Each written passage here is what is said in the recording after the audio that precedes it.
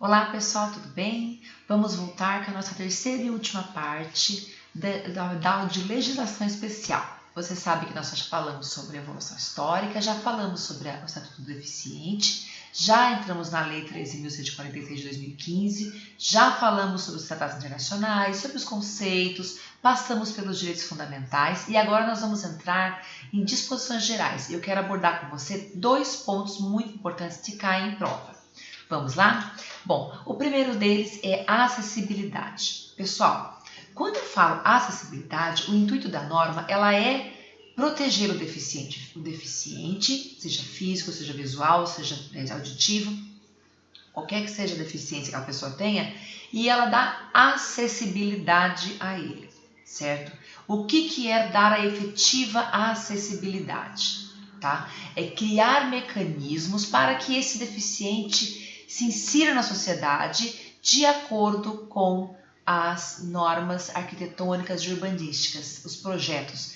Para isso eu tenho o desenho universal. Lembra-se que eu falei no primeiro bloco da aula? Então, vamos lá? A acessibilidade é vista como um instrumento capaz de eliminar barreiras arquitetônicas, urbanísticas, culturais, tudo. Certo? E é considerado um direito fundamental da pessoa com deficiência, na medida em que é capaz de proporcionar uma vida independente. Ou seja, ele viabiliza o exercício, certo, dos demais direitos e a participação social. Certo? Para isso, ela conta com o desenho universal. Certo?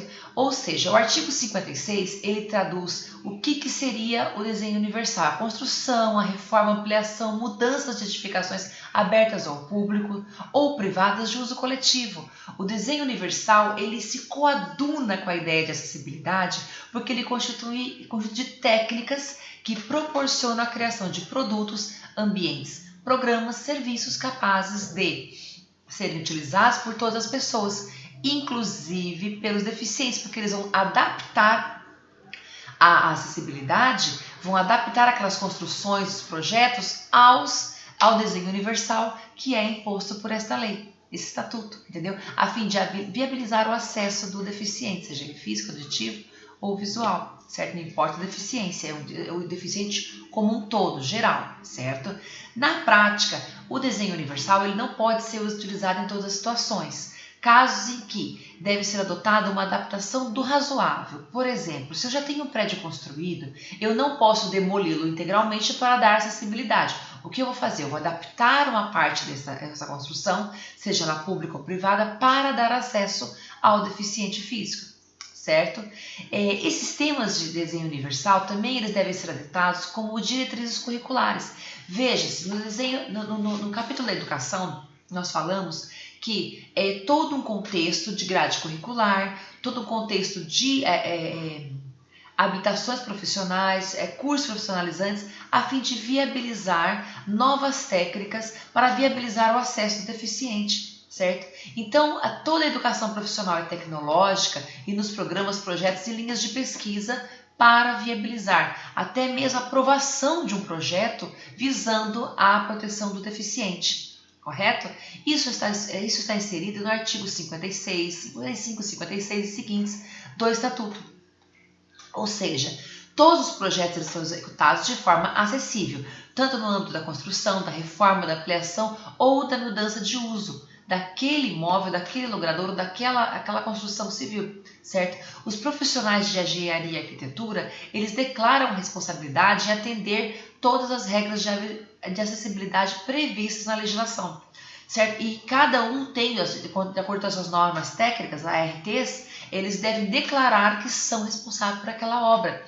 Isso é um documento imprescindível para a liberação da obra, tanto em prefeitura quanto em conselhos regionais de engenharia, né? CREA também, certo? E deve ser atestado também o atendimento às regras de acessibilidade.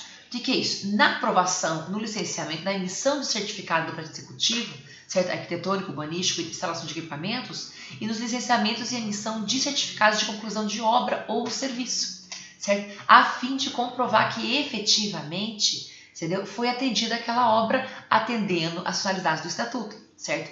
Então, nós temos que ter a visão de que a acessibilidade ela deve ser exigida de uma regra geral certo?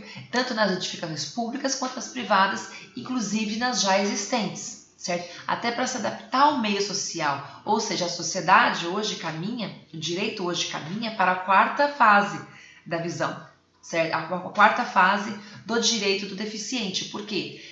Porque ele veio a visão humanística, a sociedade se adapta ao deficiente físico, certo? Uma questão muito interessante, que é o direito da pessoa com deficiência, previsto no artigo 61 também, que, de acordo com a acessibilidade, isso tem a ver com o campo da acessibilidade, que ela recebe em formato acessível boletos, recibos, extratos e cobrança de tributos em forma acessível, desde que ele tenha feito uma solicitação prévia e por escrito, documentada com protocolo, certo? Ao órgão emissor, que ele pode receber tanto por e-mail quanto por uma carta em braille, entendeu? Para ele ter acesso a essa informação, certo? E saber também o que é o devido pagamento daquele boleto, recibo, tudo, certo? De acordo com a sua deficiência, correto? Um outro ponto muito importante, nosso tempo também é um pouco curto, é o direito à participação na vida pública e política. Nesse ponto, o artigo 76 do Estatuto, ele impõe ao Código Eleitoral, certo? Ele altera o Código Eleitoral no artigo 135, parágrafo 6º-A, para exigir que os tribunais regionais eleitorais a edição de instruções para orientar a pessoa quanto à escolha do local de votação, de modo a garantir acessibilidade a eles. Veja, o artigo 135, parágrafo 6º-A, está expressamente escrito: os tribunais regionais eleitorais deverão, a cada eleição, expedir instruções aos juízes eleitorais para orientá-los na escolha dos locais de votação, de maneira a garantir acessibilidade para o eleitor com deficiência ou com mobilidade reduzida, certo? Inclusive em seu entorno e nos sistemas de transportes que lhe dão acesso. Veja bem, há todo um contexto que pode levar o eleitor e até a pessoa que se voluntaria a trabalhar nas eleições. Nós temos muitas pessoas que fazem isso, certo? E isso influencia diretamente na acessibilidade. Veja-se que muitas leis foram alteradas justamente para dar vazão, para dar amplitude e efetividade ao Estatuto. Não só o CTB, não o Código Eleitoral. Uma mudança mais importante, eu acredito que houve, foi no Código Civil, certo? Com relação a essa parte, o artigo 89 em diante, fala que o poder público deve assegurar acesso da pessoa com deficiência à justiça em igualdade de oportunidades com as demais pessoas, garantindo sempre que requeridos adaptações e recursos da tecnologia assistiva. O que é a tecnologia assistiva? Pessoal, são asseguradas pessoas com deficiência essa igualdade. Há uma necessidade do Poder Judiciário de capacitação dos servidores para fomentar a tecnologia assistiva. Cursos, aprendizagens, cursos de aperfeiçoamento para dar efetividade do acesso desse deficiente ao Poder Judiciário. Tanto o Judiciário quanto o Ministério Público, a Defensoria Pública estão também empenhados a desenvolver isso, certo? Veja-se que no artigo 80 devem ser oferecidos todos os recursos de tecnologia assistiva disponíveis para que a pessoa com deficiência tenha garantido acesso à justiça, certo?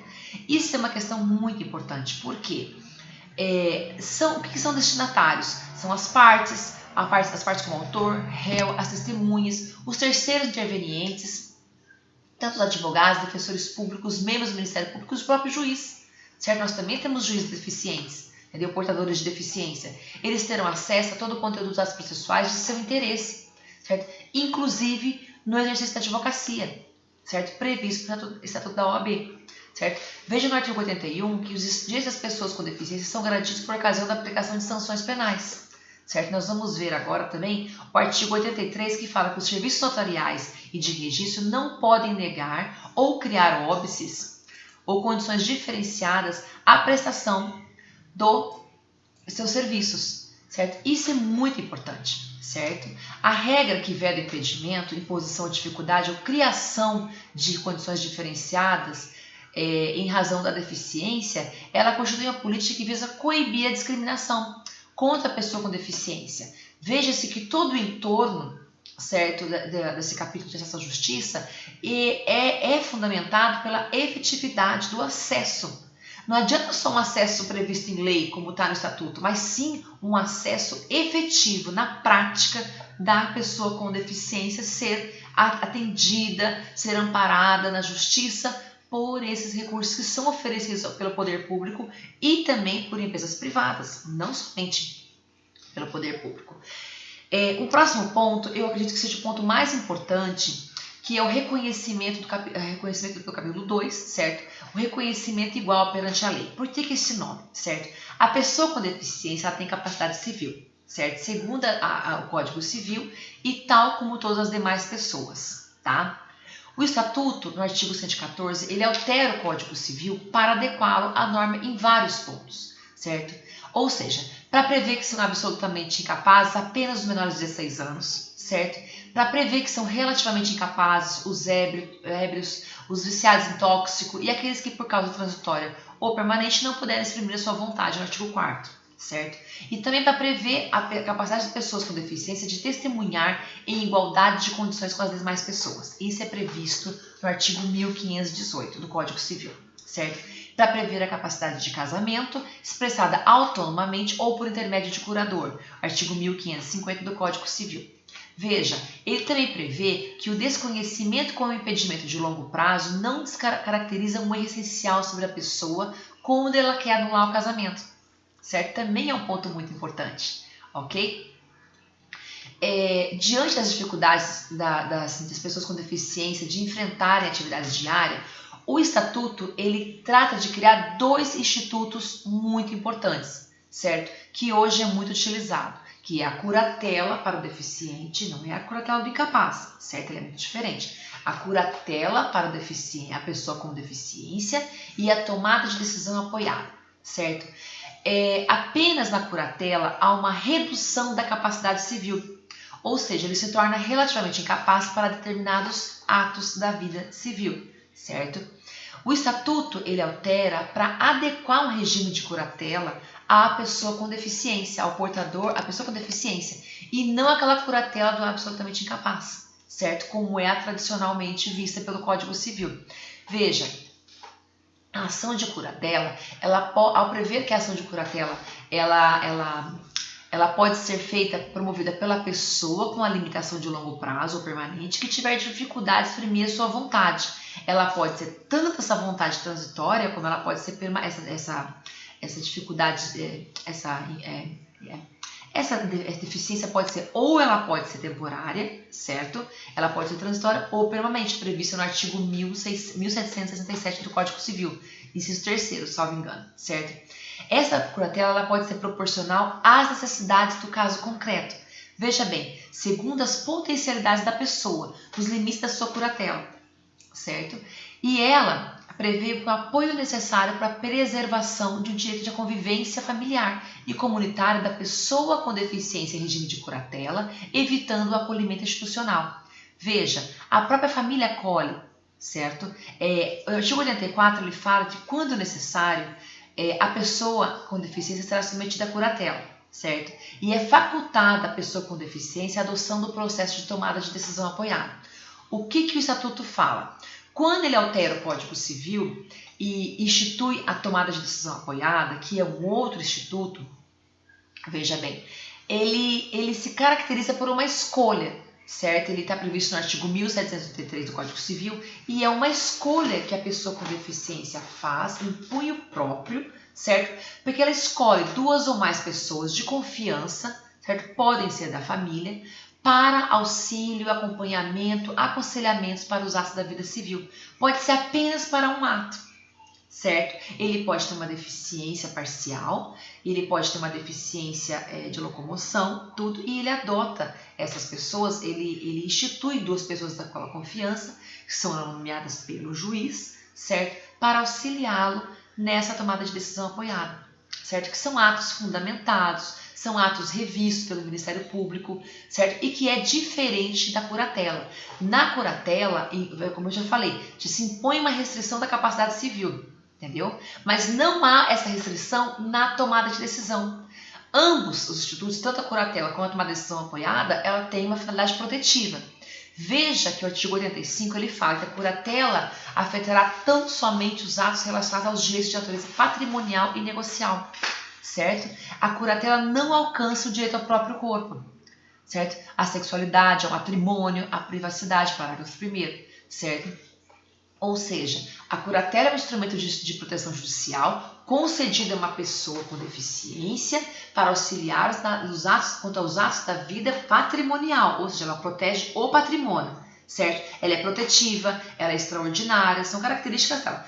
Ela é protetiva, ela é extraordinária, ela é proporcional às necessidades do caso concreto e ela é temporária, certo? A abrangência de uma curatela é para atos patrimoniais e atos negociais, e ela não atinge atos relacionados ao próprio corpo, à sexualidade, ao matrimônio, à privacidade, educação, saúde, trabalho e ao voto, certo? Se a pessoa com deficiência quiser ser mesário, ela pode ser. Ela não precisa de uma curatela para isso. Se ela estiver nas plenas faculdades mentais dela, se ela estiver na plena exercício de autossuficiência dela, ela poderá ser perfeitamente bem, certo? Já a tomada de decisão apoiada é uma medida protetiva pelo meio do qual a pessoa com deficiência, veja bem, escolhe 2 ou mais pessoas para lhe auxiliar numa tomada de decisão para práticas de atos da vida civil, certo? O termo dessa medida constará de acordo com o processo judicial, que ele é de jurisdição voluntária, veja bem, e ele é um limite de apoio, e ele tem que constar os limites do apoio, o compromisso dos apoiadores, o prazo de vigência deste acordo e os direitos e deveres da pessoa que se deve apoiar, certo? É um procedimento obrigatoriamente de jurisdição voluntária, ou seja, depende do próprio requerimento do interessado, certo? Antes da decisão judicial, há de uma equipe multidisciplinar que vai avaliar quais seriam os atos a serem protegidos, certo? Na forma da lei civil, certo? É uma equipe multidisciplinar composta por conselhos tutelares, conselhos das pessoas portadoras de deficiência, psicólogos, médicos, certo? Ouve-se o Ministério Público, nada passa no judicial que tem interesse deficiente, nada pode ser dado, decidido sem antes a oitiva do Ministério Público, sob pena de nulidade absoluta, certo? E isso anula todinho o processo, certo? E principalmente a oitiva da pessoa com deficiência e dos apoiadores. Nada impedindo, veja bem, que um terceiro que a pessoa tenha ato negocial, eles solicitem aos apoiadores que contrassinem um acordo. Por exemplo, quando verificar que houver risco ou prejuízo relevante e divergência de opiniões. Pessoal, veja, nesse ponto, o Código Civil ele protege muito o deficiente, a pessoa com deficiência. Por quê? Porque muitas vezes esses terceiros interessados que assumem papel de apoiadores, eles têm que ter um compromisso, certo? É igual a curatela. Eles têm que ter um compromisso perante o juiz de que irá proteger os atos patrimoniais e os atos negociais e os atos da vida civil que deverão ser tomadas decisões, certo? Eu quero vender um imóvel, eu quero fazer uma doação, eu quero usar o meu próprio corpo para pesquisa, certo? E muitas vezes essas pessoas elas não estão na plena capacidade civil de estarem sobre o discernimento total daquela situação. É por isso que a tomada de decisão apoiada protege e é por isso que a curatela também protege os atos negociais e atos patrimoniais. Veja, tem que haver um risco e um prejuízo relevante, certo? O juiz só decide quando houver um risco, um prejuízo relevante e a divergência de opiniões entre os apoiadores. Isso tem que ser muito bem fundamentado. Existe jurisprudência quanto a isso, certo? Eu já estou preparando o material de apoio de vocês. Peguem essa aula, assistam essa aula com o material de apoio para vocês verem as questões de prova. Já caiu em prova sobre a curatela de deficientes, já caiu em prova sobre a decisão apoiada, tomada de decisão apoiada, e isso é questão de matéria da prova de direito civil, certo? Porque ela está inserida no Código Civil, certo? E isso vocês, de acordo com o artigo 1783-A, isso é questão de prova, certo? Mesmo que caia de legislação especial a estatuto deficiente uma questão, entendeu? Poderá ser que caia 2 ou 3 questões sobre essa questão nova que veio com o Estatuto e que alterou o Código Civil, ok? Agora nós vamos passar para um outro ponto muito importante para nós finalizarmos esta aula, nosso terceiro e último bloco, que são os crimes e as infrações administrativas previstas no artigo 88 a 91 do Estatuto, certo? Das pessoas portadoras de deficiência. Pessoal, nós temos tanto os crimes previstos com reclusão, certo? E detenção, e temos os crimes previstos com medidas administrativas, ou seja, a interdição de estabelecimento.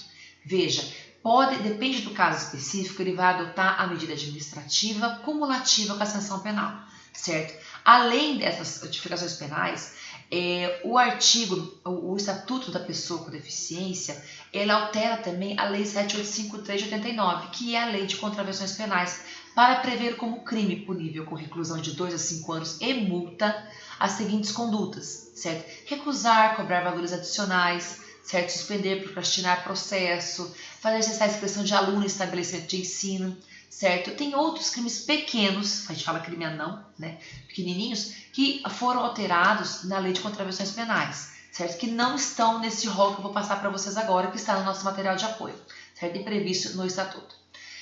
A pena, no caso de alguns crimes da Lei de Contravenções Penais, elas são agravadas em 1/3 em 2 situações. É praticada contra o menor de 18 anos, certo? E praticada em atendimento de urgência ou emergência, tá? Então, veja, mesmo que tendo essas disposições da Lei de Contravenções Penais, nós temos que atentar que existem disposições lá na Lei de Contravenções Penais que também impedem, que também prevêem condutas por parte de servidores públicos, certo? Como, por exemplo, recusar, retardar ou omitir dados técnicos indispensáveis à propositura de ação penal, de ação civil pública, certo? Que visa proteger o dito deficiente, certo? Então, você recusar um documento, um atendimento, ou procrastinar isso aí, certo? Omitir dados de documentos oficiais que vão instruir uma ação judicial, uma ação civil pública, também é previsto como crime, certo? Mas ele poderá ser subtraído também, certo? Adicionado ao crime principal, certo? Dependendo do agente tipificador do crime, ok? Vamos lá? O artigo 88, ele prevê a discriminação contra a pessoa com deficiência. Veja, a conduta é praticar, induzir ou incitar. Por exemplo, eu tenho um amigo que ele é deficiente. Se eu instigo um outro amigo nosso, um terceiro, certo? Eu também estou praticando o núcleo do tipo, certo? É o verbo praticar, induzir ou incitar. Veja, com essa base você viu como exemplo, certo? E se a vítima encontra sobre a responsabilidade do agente, por exemplo, o próprio curador, certo? Do deficiente. E se ele induzir isso aí, até como uma brincadeira, como um bullying, o que é muito comum hoje no ambiente escolar, o bullying, entendeu? Principalmente com crianças deficientes, certo? Até por uma questão de educação familiar, né? Ele pode ocorrer sim, certo? Se a vítima encontra sob a responsabilidade do agente, aumenta-se a pena de 1/3, certo? Isso é uma causa de aumento de pena. E se ele é cometido por intermédio de meios de comunicação social ou publicação, o que hoje é muito comum, como Facebook, Instagram, certo? Qualquer pessoa, certo, que faça esse tipo de discriminação contra uma pessoa com deficiência, entendeu? A pena é de reclusão, 2 a 5 anos e a multa, certo? A pena já está imposta pela lei, certo? Tem medida administrativa? Tem, certo? Recolhimento, busca, apreensão do material ou interdição da mensagem, certo? Oficia-se à empresa que propagou a mensagem e ela retira automaticamente do Twitter, do Instagram, do Facebook. Então, isso é obrigatoriamente previsto na lei, certo? Ouvido o Ministério Público ou requerimento do interessado ou requerimento do próprio Ministério Público para interdição do estabelecimento que divulgou a mensagem. Pessoal, atentem-se, certo? Isso pode ser questão de prova, tá? Essa pode ser uma questão que vai te colocar dentro do número de vagas, certo? A medida administrativa ela pode ser cumulativa com a sanção penal com a pena de reclusão, certo? E a pena de reclusão ela é dosada de 2 a 5 anos e adicionada à a multa pecuniária, certo? A ser imposta para aquela pessoa ou para aquela empresa que veiculou a mensagem, certo? O segundo crime, a apropriação de bens da pessoa com deficiência prevista no artigo 89. Apropriar-se ou desviar bens, proventos, pensão, benefícios, remuneração ou qualquer outro rendimento, certo? Da pessoa com deficiência. Geralmente, o agente é a pessoa do núcleo familiar dessa pessoa, certo? Quando ela se apropria ou ela desvia bens, ela já tem uma relação de confiança com o agente, certo? Com a pessoa, com a vítima, no caso, com a pessoa com deficiência. Veja, pessoal, a pena prevista é a pena de reclusão de 1 a 4 anos e multa, certo? Se ele é cometido por tutor, curador, síndico, liquidatário, inventariante, há uma causa de aumento de pena pela relação de confiança que essa pessoa tem com a vítima. Ou seja, o engodo é uma fraude à pessoa que fez que está na relação de confiança. Por exemplo, um deficiente físico, ele pode muito bem entregar o seu cartão de crédito, onde ele recebe benefício de prestação continuada ao agente, e esse agente se apodera desses bens, certo? Bens, proventos, pensão, benefícios, remuneração ou qualquer outro rendimento, até valores de aluguéis que ele pode receber de acordo com a rentabilidade dele, certo? E essa pessoa, pela essa relação de confiança, ela está prevista como agente do crime, certo? Terceiro, abandono de pessoa com deficiência. Lembra que eu falei para vocês que existiam instituições de famílias substitutas, abrigos, certo? Instrutivos para acomodar a pessoa com deficiência? Então, o crime de abandono, ele é acumulado com a conduta de não prover as necessidades básicas do deficiente. Abandonar pessoa com deficiência em hospitais, casas de saúde, entidades de abrigamento ou congêneres. Artigo 90 prevê isso. A pena de reclusão de 6 meses a 3 anos e multa, certo? Crimes de menor potencial ofensivo, todos eles, certo? Não passa de 4 anos, a não ser o crime vai até 5 anos, certo? A conduta de praticar, induzir ou incitar, do artigo 88. Pessoal, atentem-se uma coisa, a realidade é muito diferente nos hospitais. Existem pessoas idosas, deficientes, acamadas, que precisam de terapia intensiva, certo? E cuidados incessantes 24 horas de pessoas da família, e muitas vezes as pessoas não querem isso, certo? As pessoas, elas têm uma mentalidade de não querer ter a responsabilidade de cuidar, certo? E muitas pessoas deficientes são abandonadas em hospitais, até pela situação financeira, até pela a educação familiar dessas pessoas. E isso é muito grave e constitui um crime de abandono. A conduta é abandonar a pessoa com deficiência em hospitais, casas de saúde, entidades de abrigamento ou congêneres, asilos, por exemplo. Aqui nós vemos aqui em Campo Grande muitos asilos como o São Julião, o Espaço Julião, o Asilo Dom Bosco, certo? Que tem pessoas que lá foram abandonadas, até pela política familiar, a questão familiar, onde ele cresceu, onde ele nasceu, né? Tem pessoas que frequentam cotolecos que estão lá permanentemente. Porque os pais já vêm de uma conduta criminosa, ou estão presos, ou caíram na vida e deixaram lá suas crianças, seus filhos, entendeu? Até pessoas entes queridos para serem tratados, pessoas com deficiências mentais e que estão lá. A punibilidade, a efetividade de um crime desse somente quando se conhece o agente, quando se tem noção da extensão da gravidade do crime e da conduta, certo? O próximo crime é crime de retenção de recursos de pessoa com deficiência para vantagem indevida, previsto no artigo 91 do Estatuto. Veja, ele é cometido, geralmente, este crime, pela pessoa que se devia confiar, igual à pessoa que se apropria de bens, certo? A pena aumentada de 1/3 quando se tem o conhecimento dessa pessoa, quando se descobre o agente do crime, certo? Então, são poucos crimes, certo? Previstos, que protegem o deficiente, a pessoa com deficiência, e elas dão uma efetividade àquelas condutas, certo? O Estatuto da Pessoa com Deficiência, ela não exclui, certo?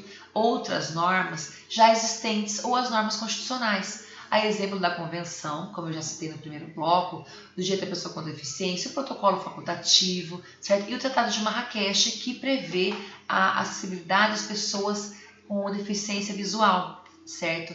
Eles foram penalizados no nosso ordenamento conforme o artigo 5º, parágrafo 3º, certo? Ou seja, eles têm status de norma de emenda constitucional, certo?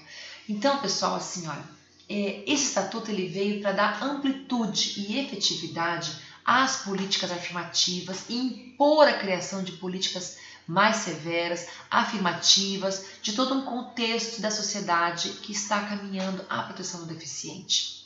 Pessoal, eu preparei no material de apoio questões de jurisprudências relativas ao estatuto, a questões relacionadas ao direito civil que caem em prova, aos crimes, geralmente as questões de direito penal que envolvem a pessoa com deficiência, ela irá aparecer para você na sua prova de concurso como problema, certo? E você vai ter que identificar qual é o crime previsto, certo? Daquela conduta, qual é aquela conduta que foi exemplificada e qual é o artigo de lei, entendeu? Muitas vezes você vai ter que dosar, fazer uma solução, um problema-solução ali, para você poder conseguir aquele seu ponto na nota, tá? Entendeu? A sua nota que vai te deixar dentro do número de vagas, ok?